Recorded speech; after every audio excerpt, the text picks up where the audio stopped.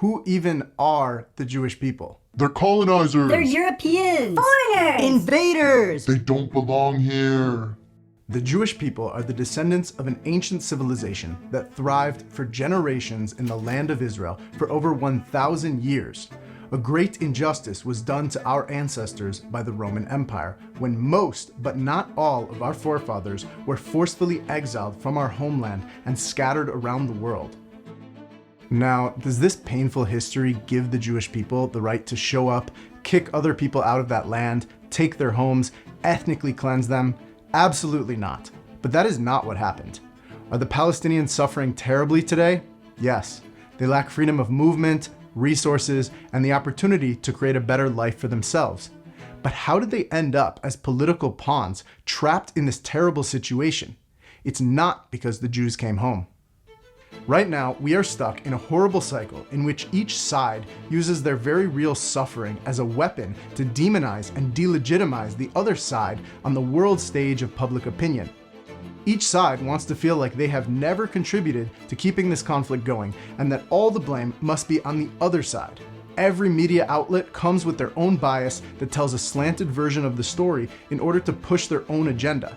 This back and forth effort to see who can gain more world sympathy is a fruitless struggle that we must be aware of in order to transcend it. One of the roots of this conflict stems from a misunderstanding of who the Jewish people are. Here's some context. Our connection to the land is not based simply on some belief. The archaeological records, genetic evidence, and written histories of other nations confirm our origins. After the Jews were exiled from Israel, we lived as a minority amongst the many nations of the world. Preserving our dream to return and rebuild our shattered society became a central pillar of our unique identity. Our communities were tight-knit and found ways to prosper under harsh circumstances. This material success often led to jealousy from the majority population, which turned into violent persecution again and again in different places and through different generations.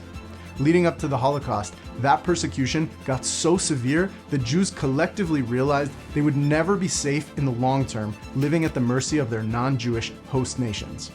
It was time to actualize their dream and fulfill an ancient promise of going home and joining their family who had never left the land of Israel. Not as a colony of any larger empire seeking to exploit resources and local populations, but as a restoration of justice for an indigenous nation. Some areas of the land were unlivable at the time and infested with malaria. In the late 1800s, tens of thousands of Jews got sick and died shortly after arriving, until they discovered that by planting eucalyptus trees, they could drain the malaria-infested swamps and begin cultivating the soil. Now, the historical context I'm about to share, which is often left out, is essential when engaging in a conversation about this topic.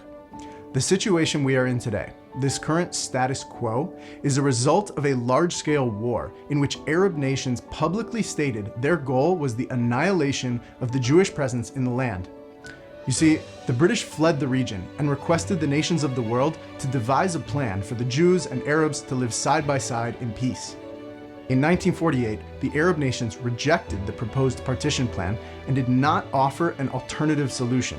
Instead, the countries of Syria, Iraq, Egypt, Lebanon, and Jordan initiated an all-out war using the force of their combined militaries. Israel did not want this war. We were severely outnumbered and underpowered compared to these armies. We view our mere survival as a modern-day miracle. Before 1948, many Jews lived in Arab countries. Then, as a reaction to the Arab-Israeli war, the local Arab populations began attacking and massacring their Jewish neighbors. Countries including Libya, Algeria, Iraq, and Egypt expelled their Jewish citizens on a purely ethno-racial basis and simply stole their assets. Approximately 800,000 Jewish refugees had to literally leave everything behind and flee. Although the new state of Israel didn't have sufficient resources or infrastructure, they built tent cities for these refugees who ultimately became citizens. This war also created a similar number of Arab refugees. Israel was being attacked from all directions, and in some instances did initiate expulsions of Arab towns in order to defend its territory and protect its population. Let me be clear, this was an injustice that innocent Arabs experienced at the hands of Jews. Jews that had just come out of the Holocaust and were again facing a force whose leaders stated their goal was to annihilate them.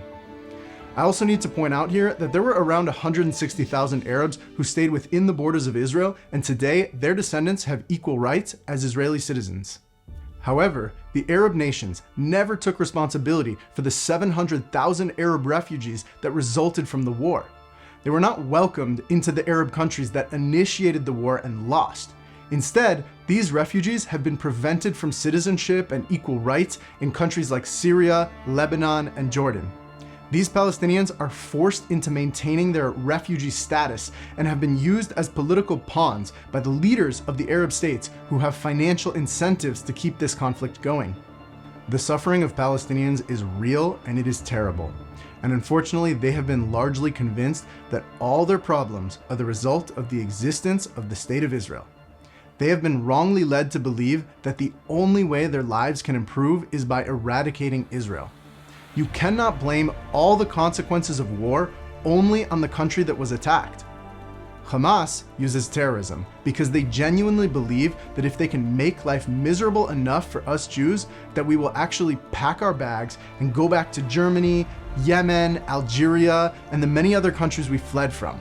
They don't understand that no amount of terrorism can ever sever the Jewish people's connection and commitment to living in this land. Neither the State of Israel nor the Palestinian population are going to disappear. So, we will never reach a solution by endlessly trying to destroy each other. We are rooted here and have a responsibility to seek a future of justice with all the inhabitants of this land.